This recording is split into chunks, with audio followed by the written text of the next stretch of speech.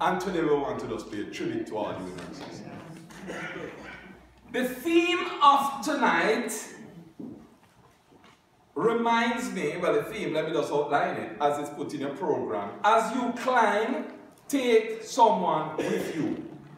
And then the subtitle, which I want to actually come back to, who are you supporting on your climb?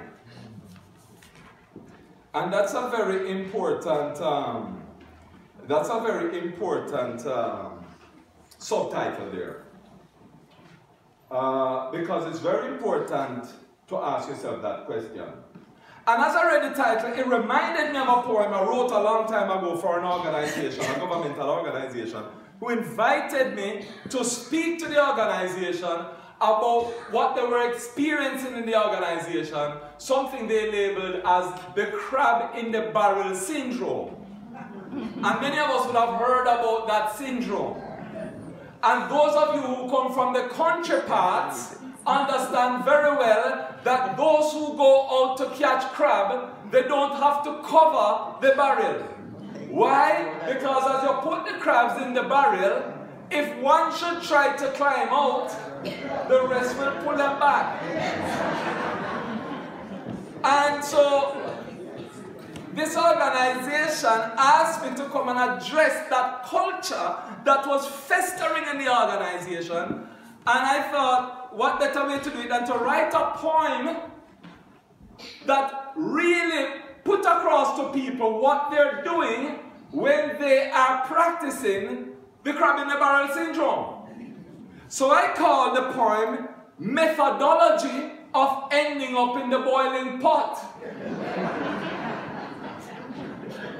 Now, it is said by many people that we live in a melting pot. And oh, if that were true, that we all melted together and still were able to maintain our identity. If you want to talk about a melting pot and understand what that's about, you have to cast your mind back when you're back at home and you were eating Saturday soup. Back then, you could taste the yam different from the breadfruit. You could taste the meat stock, whatever you could afford, different from the breadfruit or the banana and the pumpkin. And each had their individual flavor, but each contributing to the overall flavor, and none was really elevated over the other. But when you have a boiling pot situation, everything mash up in one and you end up with a broth. So you can't tell if it's carrot or it's really coriander. And I want to save us from entering a boiling pot. And I think the way to do it is to follow the advice in the theme of tonight, which is bring somebody up with you. And the poem briefly, I just say, it says this. Like a crab in a barrel, I will hold the progressive ones back. This is how I'll act because confidence I really lack. I lack the confidence that those climbing out will remember to give a shout. And I lack the confidence in myself that I too have the ability to also climb out. My life is in misery and misery loves company, so I'll pull back my comrades to the place that it's best to be. At the bottom of the barrel, where I know I can guarantee, where we can all stick together and none of us can be free. And so therefore, the tragedy of this poem has got to be contrasted with the very antithesis of this message tonight. Because that poem was written to remind us of the situation we really are in. And in that situation where we stick together and none of us can be free, it reminds us of a form of physical condition when people were bound together, shackled together, and none can be free. And even back then, we had examples, great example of the liberation struggle and so forth. Paul Bogle, Nanny of the Maroons, let's just say, Toussaint Louverture, the greatest of them all, amongst all that liberation struggle in that period of enslavement. We also had an example of when somebody escaped, somebody said, Massa in gone. And we have to escape that. We have to escape that. Because I believe that there's no better example of escaping that than the example that Jesus himself laid down for us. And if I can share a few passages, then I believe we can be convinced tonight that the way forward is the theme for tonight. As you climb, take someone up with you. You remember that verse, Ecclesiastes? You hear it a lot at churches, don't you? I'm going to remind you, you hear it a lot at weddings. Let me remind you, Ecclesiastes 8, 9 to 14. Right? Let's not bother with Ecclesiastes 8. Let's go to Ecclesiastes 4, 9 to 12. Two are better than one, because they have a good return for their work. If one falls down, his friend can help him up. But pity the man who falls and has no one to help him up. As if two lie down together, they will keep warm. And I believe that is the part where they talk about the wedding, you know. Because a lot of people, before they got married, all they had was themselves to hug up themselves. And they found it was a much better combination, especially winter time, to have a spouse right there beside you, as many of you will know. But how can one keep warm alone? Very difficult. Underfloor heating is sky high. Gas bill running in the sky high too. But when you have someone there, no matter how cold it is, that gift that God gave us, that body warmth and temperature, keep us warm. Though one may overpower the other, two can defend themselves. A cord of 3 strands is not quickly broken. A beautiful passage here. And it tends to be appropriating to weddings and to couples and so on. But I believe it has more application than that. I believe we need to ask ourselves if we're operating as one strand. Remember, we are talented and we are always being elevated. And as we're elevated, we have a saying, some of us in our culture, we have a saying, the higher mountain you climb, the more I'm exposed. Yes. More I'm exposed. And some of us, we're so elevated in our positions, we say, oh God, I feel so lonely, it's me one up here, it's only me one up here. Well, if it's only you one up here and you're so lonely, take somebody with you. As your client, and sometimes when you reach too far, it's too late. It's too late because it's such a distance to bridge. And you've left people so far behind that all you're left with is isolation in the frenzy. You have a lot going around, but you're still isolated. And I think if we can take this message to heart, we can learn something from it. And it's always good when you're reading famous passages to go back, one verse back and one verse forward, just to see the context. And if you go one verse back in here, again, this is wisdom, by the way. You say if you ask for wisdom, I ask for wisdom. Want wisdom tonight? Ecclesiastes, the book of wisdom, is one of the books of this, next to Proverbs and so on. Again, I saw something meaningless under the sun. So we want, can we agree we want some meaningful lives tonight? Yes. We want meaningful lives tonight, so let us avoid meaningless. Again, I saw something under the sun. There's a man all alone. He had neither son nor brother. There was no end to his toil, and toil normally leads to success with toiling. Yet his eyes were not content with his wealth. For whom am I toiling, he asked, and why am I depriving myself of enjoyment? This too is meaningless, a miserable business. Then the passage we read, two are better than one. So it's connected. The toil, we live in a meritocracy, right? That's what they say, it's a meritocracy. And even though you have backdoor deal and so on and so on, normally when you work hard and so on, you get elevation. And with elevation comes wealth. But what is wealth if you can't enjoy it? What is climbing high if there's no one there to share it with you? And this is not just in a romantic context now, but this is in a communal context, if you have no one there to share it with you.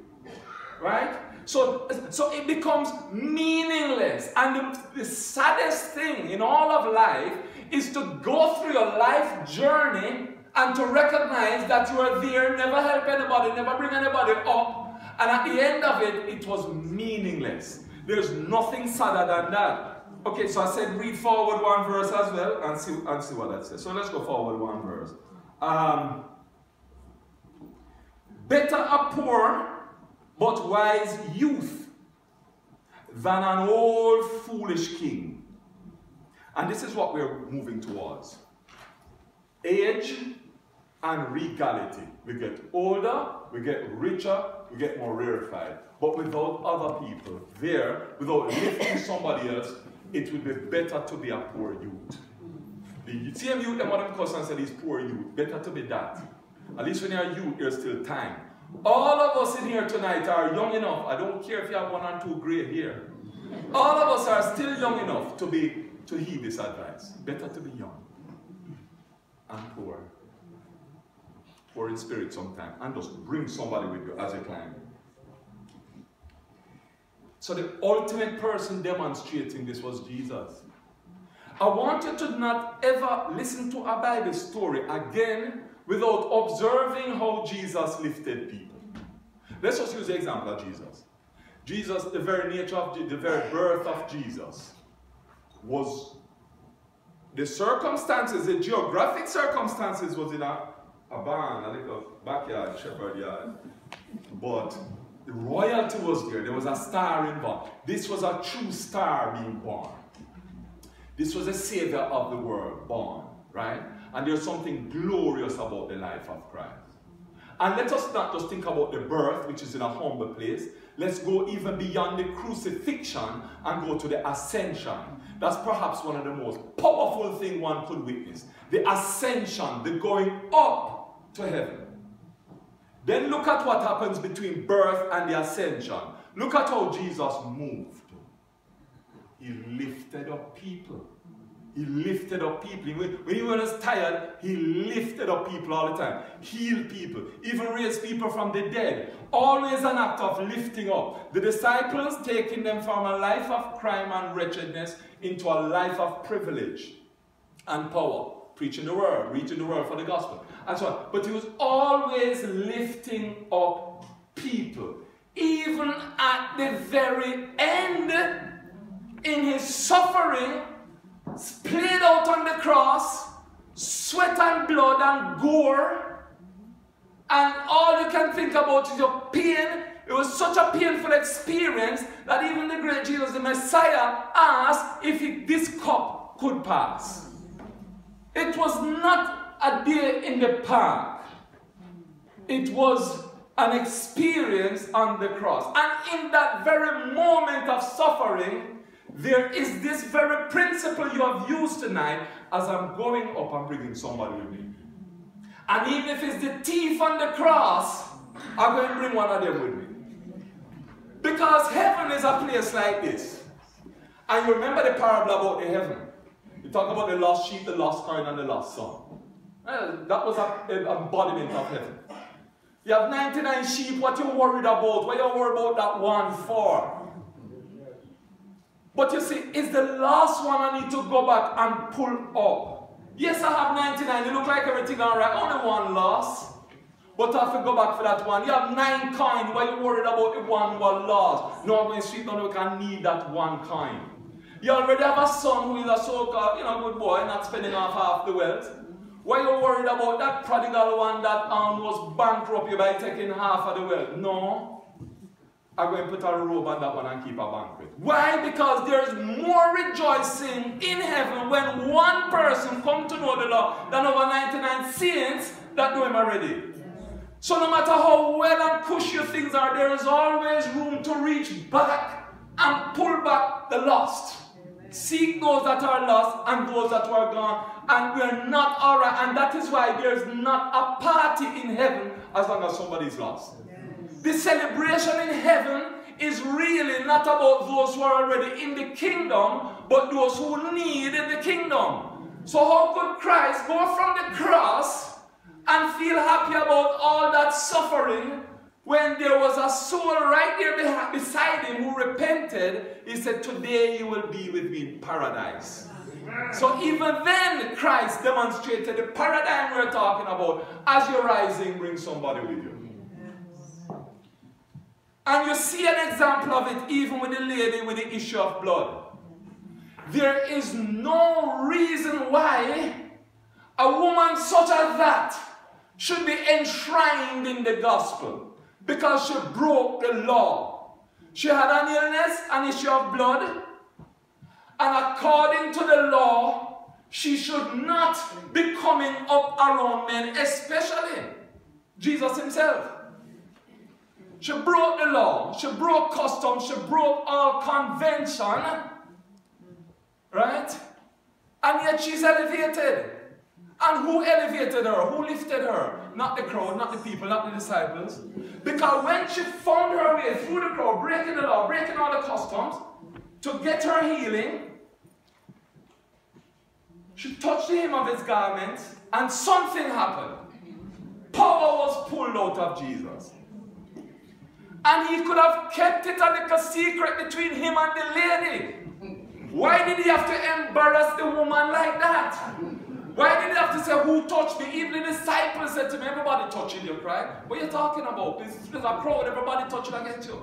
But yet, he brought attention to the wrongdoing of this woman, that she did something so wrong, she should not come amongst men with her issue of blood. But she came, she found me, and she pulled power from my body. I have not seen such faith. And I'm going to tell you folks something. You see these people you degrade and you disrespect, I'm elevating her today. That when you read that story, you might not remember her name, but you will remember the woman with the issue of blood. And when you think about faith, she will come to mind. Because this is what Christ has come to do. He has come to rework the order of poshness. And me and my people, me and my crony, me and my cabinet, where all of us went to the same school and rode the same horses. No, we're breaking that paradigm and we're reaching out to other communities, to other people. And this is the spirit we're invited to adopt in our lives tonight. And let me just close it. Let me just close it with Ruth, because Ruth gives us a good example. I want to challenge the title. I think the title for the first part is powerful. But the second part, I would like us to invite us to rethink how we think about it. The story of Ruth. We all know it, so I won't read it, but I'll remind us of the story. The story is where you have a woman, very strong-willed woman, and a woman who leaves her own country to go to another country with her husband and 2 children, and so on. Back in those days, gotta be strong-willed, gotta be a bit of a character. It's no wonder she named Naomi. Well, those are in the fashion world will get what I'm talking about. There she is. And she comes upon some tragedy. She loses her husband. Her husband dies. And her sons dies. And those of you who are nurses and wondering about this probably wondered if a chick V was going on in the time. But there could have been something, we don't know. Lost her husband and lost her children, her 2 sons. But her sons was already married. They were already married to 2 young women. And one was Orpah and one was Ruth. This woman now, what do you do when you hit tragedy like that? You go back to the next place that used to be safe. You're going back home. So maybe you're an expat, maybe from England, and you're in some country working, you're going back. You have 2 daughters-in-law who just lost their husbands, your sons. You're going back to where you think it's safe. And you said to the daughter-in-law, go back to your mother.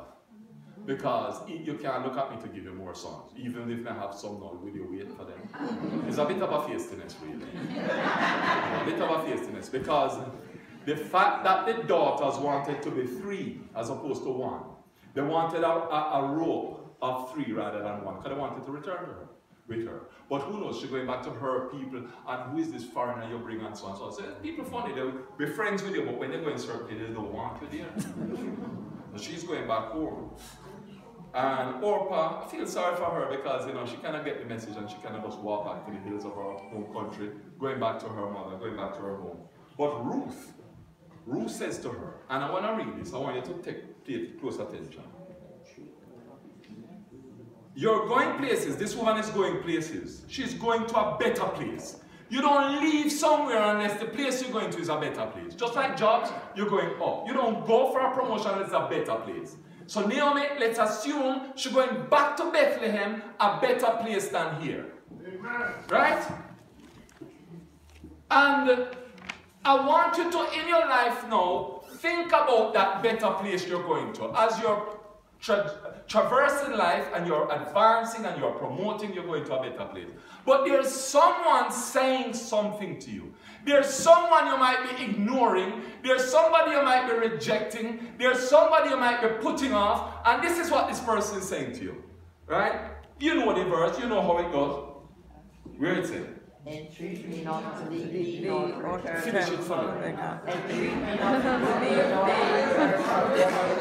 thee, for whither thou wilt go, thy God shall be my God, and thy people my people. Yes. Thy people my people. Your God my God. Your people my people. Right? Where you go, I will go. But more than that, where you die, I will die. But more than that, where you're buried, I will be buried. But more than that, may the Lord deal with me, be it ever so severely, if anything, even death separates us. Now, let me ask those of you who took a marriage vow in your life. Was it as profound as this? Didn't death give you an out? Yes. Yeah, you said, till death do we part. So after death we can part. Yes. And some people try to bring about that death quicker so they can part.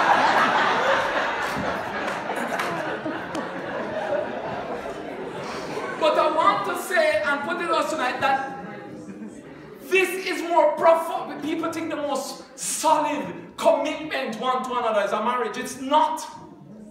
It is what this thing is talking about. Is commitment to humanity.